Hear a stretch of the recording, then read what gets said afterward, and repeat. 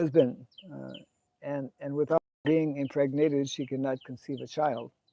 So the point being made here is that there was a tangible change uh, in the life, in the consciousness of Narada Muni. He was already, as we have read, nicely disposed.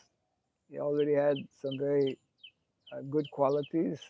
He was not talking too much. He was not frivolous. Frivolous means uh, just playing all the time. He was uh, he was serious, attentive, and eager to hear. Mm, and because of these qualities, then the Bhaktivedantas were inclined to bless him. Actually, they blessed him. This is the kind of blessing we should be seeking, not just material. Most people are after material blessings, but the actual blessing is to be uh, to develop some strong desire to progress in spiritual life, uh, and uh, yeah, and of course, the story that Narada Muni is sharing with Srila Vyasadeva is significant for all of us because it uh, it shows that this can take place even at a very young age that he was, just 5 years of age. Yeah, and therefore, in the purport, Prabhupada mentions how uh, the very, very important uh, factor is this association. Mm, Krishna Bhakti Janmamul Hoy. What is it? Krishna Bhakti Janmamul Hoy Sadhu Sangha. Sadhu Sangha. Association of devotees is the uh, brings about the birth. Janma, Janmamul Hoy. The appearance of bhakti, devotional service, which is dormant in everyone's heart. And that same verse, actually, that's from the Chaitanya Charitamrita, nicely explains that this same association, this continued association of devotees, will not only awaken within the heart bhakti, as it did in the case of Narada, but also will, again, Narada is a prime example, will also bring one to fully develop Krishna Prem, pure love of Krishna. And these are short reports. There's a story line here. This is what Narada Muni is gradually revealing. It's like we all find it very interesting. You know, the question is, when very often the question will be asked, how you came in contact with Krishna consciousness? Because we all have our individual kind of situation, and to hear from such a personality of Narada Muni, of course, is most instructive. So we can continue a little bit here, unless there's some comment or question so far.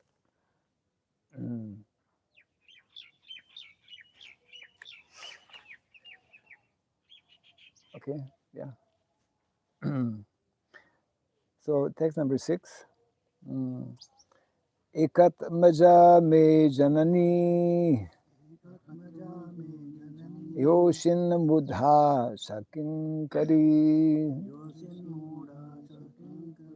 Mayat Maje Nanya Gatao Chakre Sneha Nubandhanam. Translation with no purport. Next few verses just have the translation. So, translation to text number 6. I was the only son of my mother. No, it's okay. You can just hear it. I was the only son of my mother who was not only a simple woman, but a maidservant as well. Since I was her only offspring, she had no other alternative for protection. She bound me with the tie of affection. So, a one parent family. There's no mention about a husband. And of course, when there's only one child, the nature of mothers is to be very strongly affectionate and attached to their child. Okay, text 7. Shaswatantra nakalpasid yoga kshemam mame mamichyati ishay ishasya hi vashe loko yosha daru mayi yatha. Translation to text 7. She wanted to look after my maintenance properly, but because she was not independent, she was not able to do anything for me. The world is under the full control of the Supreme Lord. Therefore, everyone is like a wooden doll in the hands of a puppet master.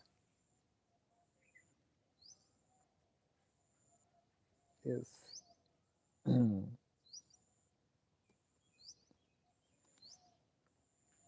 Text number 8.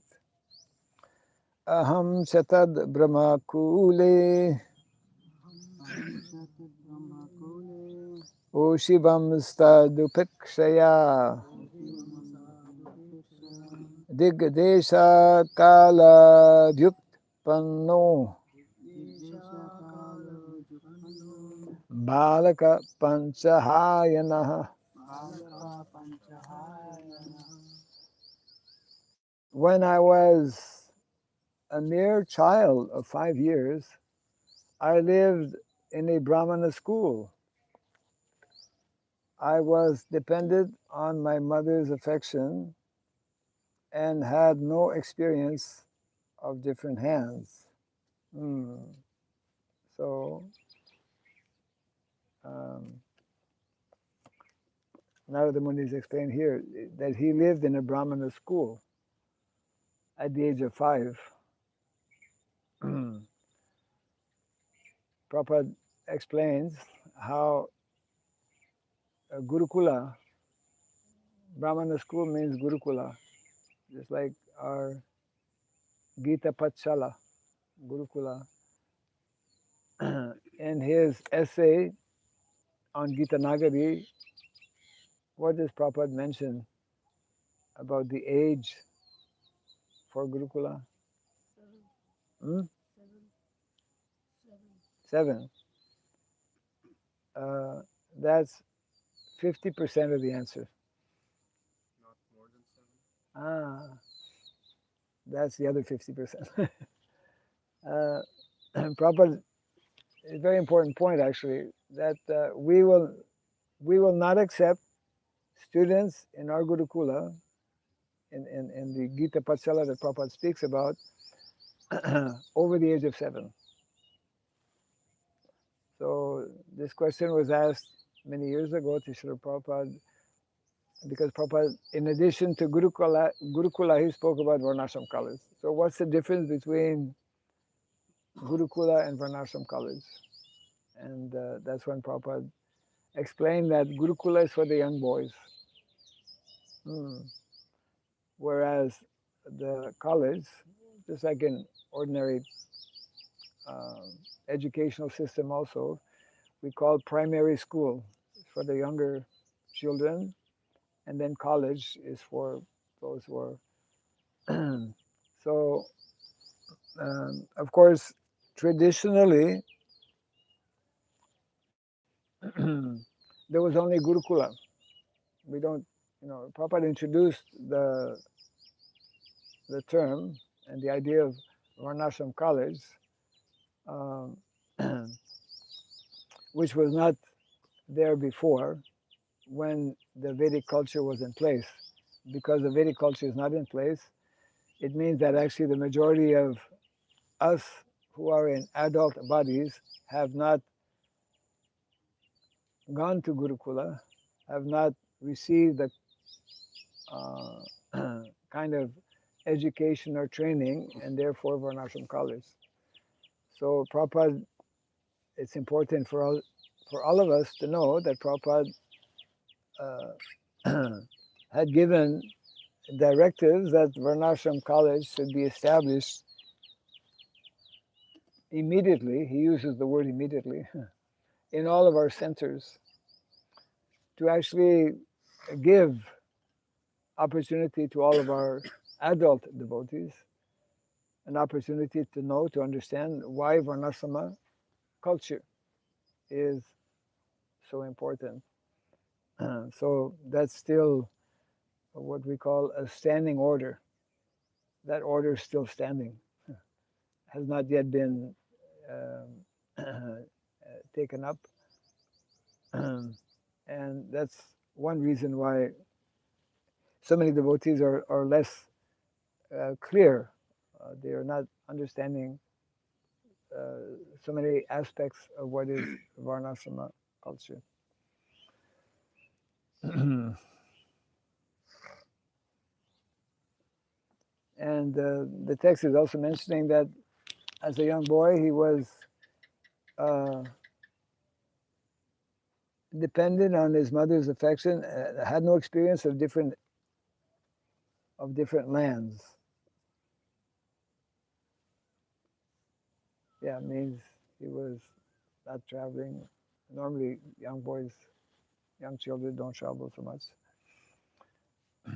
And then the story continues. Text number 9. Ekada nirgatam gehad duhantim nishi gam pathi sarpo dashat pada spristah kripanam kala choditaha. Translation and short purport by Srila Prabhupada. Once upon a time, my poor mother, when going out one night to milk a cow, was bitten on the leg by a serpent, influenced by supreme time. Purport. And that is the way of dragging a sincere soul nearer to God. The poor boy was being looked after only by his affectionate mother, and yet the mother was taken from the world by the supreme will in order to put him completely at the mercy of the Lord. So one may think Narada already is only having a mother, not educated mother. She's the only one looking after him. Why she was,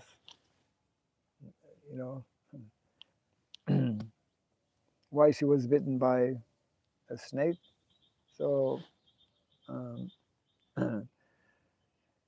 ordinary people, even sometimes devotees, may ask themselves these questions. Srila Prabhupada relates a personal anecdote of his. He was telling that I was in Vrindavan,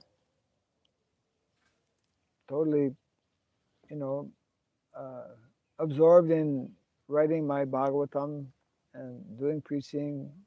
This happened because I had already taken sannyas. It's like, I'm giving my full life. But uh, so uh, Krishna does things that we may not always understand, but the point being made here is that the ultimate, whatever may happen to all of us, so many things happen to all of us, we should try to search out how this is meant, because ultimately there's a reason, uh, and that ultimate, uh, we could say, reason is to somehow bring us closer to Krishna, because we tend to, de- you know, develop dependency on so many things, uh, whether it's parents or other relatives or whatever.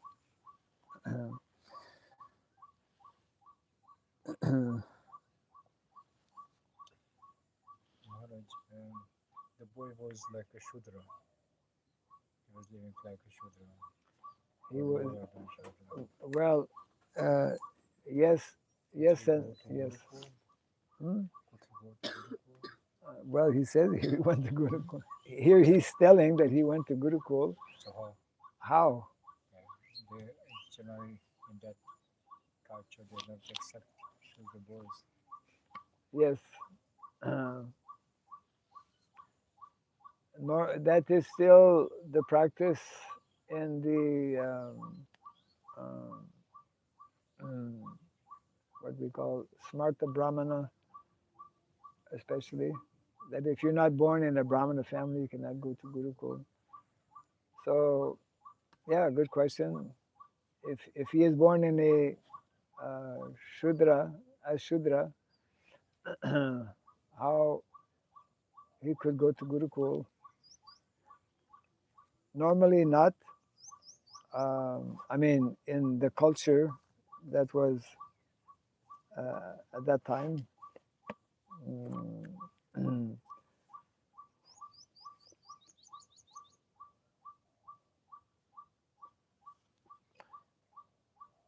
because, uh, well, one thing that is making his situation different is that he had um, the good association of these sadhus, and that definitely this he is explaining, this awakened in him the desire and the curiosity for spiritual development, and um, and it was in all likelihood, uh, yeah, a desire from his part to be. Um, of course, it mentions about he went to Gurukul before losing his mother, which normally would not be the social norm. So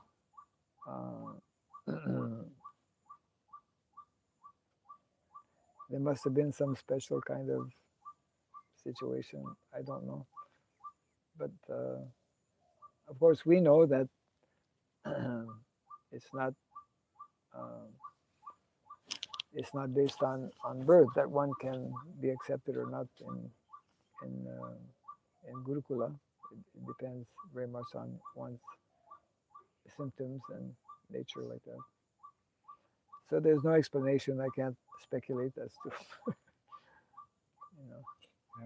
In another book, Krishna, who wrote this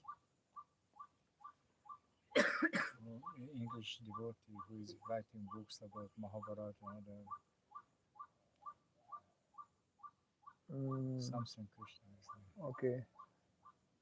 he wrote a book about the Bhagavatam in a storyline way, and in that book he wrote that the landlord who engaged Narada's mother and also naturally himself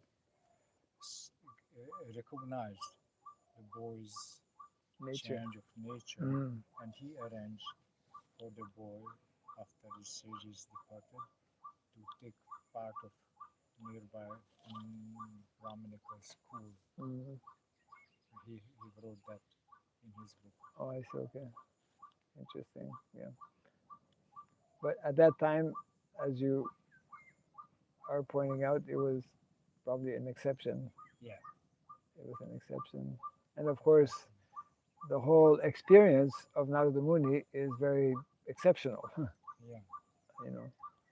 Uh, mm. totally alone Yeah, yeah, from yeah. childhood, so no other association. It's very, very unique.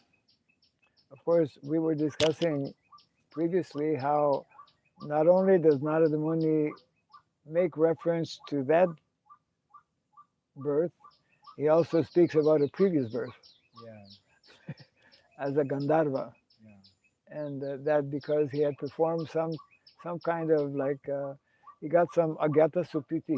He performed some particular activity. It was, I think I was mentioning last time, he was cleaning an area which was maybe a holy place or something, uh, unknowingly, but because you know, it's like the story of the rat who takes the giwik. liberated. Liberated, yeah. I mean, even the dog that was following Shivananda Sen to Jagannath Puri and got the direct association of Lord Chaitanya Mahaprabhu, who was throwing him prasadam also. These are like rare and exceptional.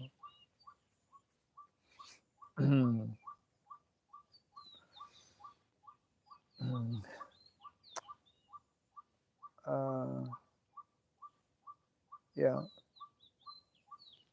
we can read one or two more. Maharaj, may I have another question about Yeah. this Prabhupada's instruction that every center, every temple should have a Varnashram college? Yes. So, do you know that Prabhupada cleared what kind of Varnashram college he's thinking? Because you know, different temples have different opportunities. So, what he cleared that? What does it mean having the Varnashram college in the organization of a center of a temple? I've not read, I don't think there's much elaboration on this. What I have heard and understood is that Prabhupada wanted that every center be an educational center. Not that we have to build something else, but that we introduce, and for that, we have to introduce the Vedic understanding of what Varnashrama culture is. Now, this is a bit of a challenge because we have we have two types of cultures. We have the culture that especially Lord Chaitanya Mahaprabhu has emphasized, which is bhakti culture, Pure bhakti. pure bhakti. Yeah. And those who are fully absorbed in pure bhakti are much less interested in things that seem material. Like sannyas.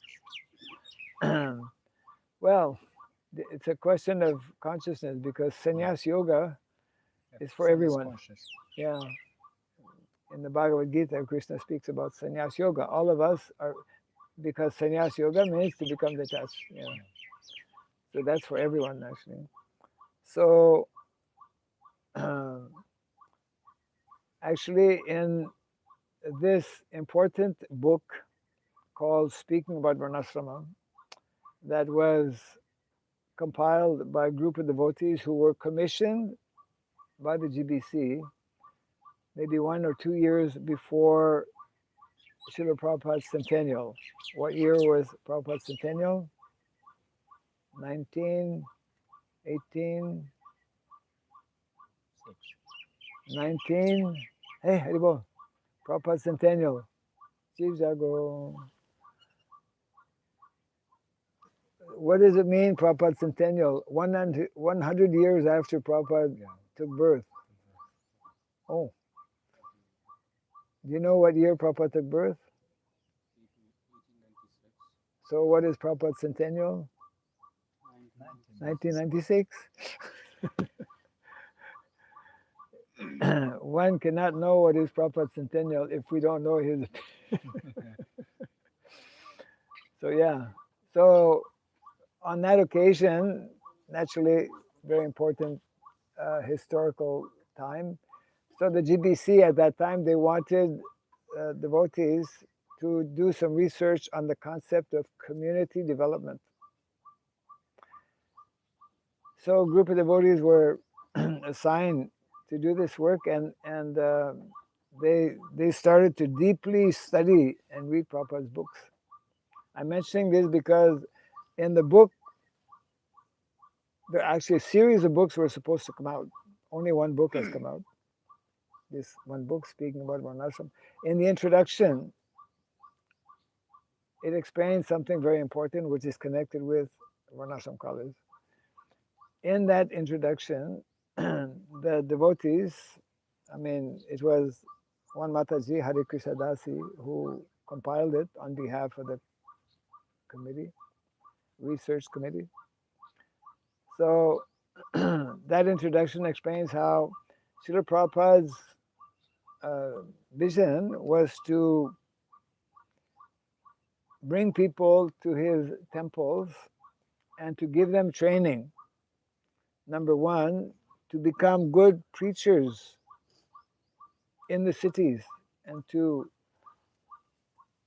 push forward book distribution, Harinam, all around preaching, number one. And secondly, Prabhupada wanted to prepare individuals to help revive Vedic way of life, which is agrarian life, which is village life. Means he wanted some people to be in the city to preach, and he wanted other devotees to be in the country to actually show what is the Vedic lifestyle. So that's where Varnashram College comes in. If that understanding is there, unfortunately, it's not there, or at least it's not there sufficiently. It's very less, very less. That if we know that the norm, if we know that the natural way of living is connected with the land, with cows, with localized living, then it becomes obvious that it should be one of the priorities, within our society. It should be a priority in our temples also, but it's not. Yeah. So Varnashram College, every center was meant to kind of those who those who are more Brahminical, because it's the Brahmanas who are meant to be teaching, they would give this type of training according to the nature of different people, different devotees. Some devotees, because actually preaching is especially Brahminical type of activity. You have to speak to people, preach Krishna consciousness. And majority of devotees are not Brahmanas, which is natural. Although the emphasis in the beginning was the emphasis was to attract and train up especially Brahmanas. But we kind of miss the boat, because we can't. Society is not made up only of Brahmanas, and Prabhupada clarified this as well by mentioning that Mahaprabhu's movement is not only for a small section of society, Brahmanas, and even the Brahmanas we are training, even the sannyasis that we are awarding sannyas to so many devotees, but they're not able to maintain properly. So therefore, varnashrama is needed. Yeah.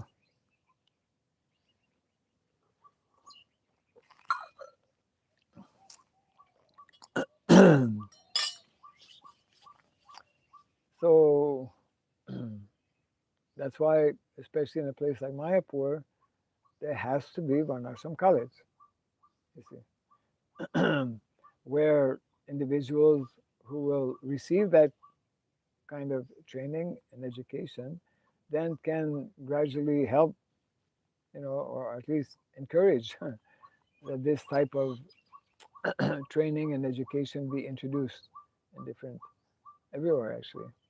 Because what's our long term long term objective is to give opportunity to the maximum number of people to be to be part of the Vedic culture. And the Vedic culture, we need to understand, is the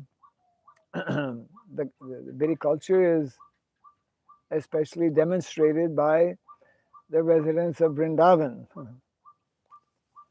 So making Vrindavan villages uh, is meant to be, I would say, the focus of of our present situation. Our now we have already passed 50 years, and we have not uh, sufficiently uh, taken up this aspect of Varnashrama in these last 50 years. So now emphasis needs to be given to actually do that, not at the neglect of other activities. Uh, yeah. So how temples will establish Varnashram colleges, it will vary from one temple to another, depending on the resources, depending on how many brahmanas who understand this, what they can be teaching, etc. Different factors are there. Okay.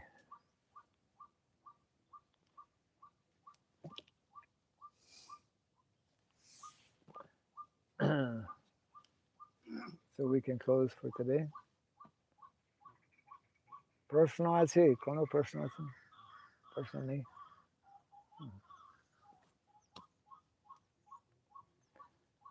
Okay. Jai Grantaraj Srimad Bhagavatam ki, Jai Sri Prabhupada ki, Gaur Premanandi. Jai. We want to thank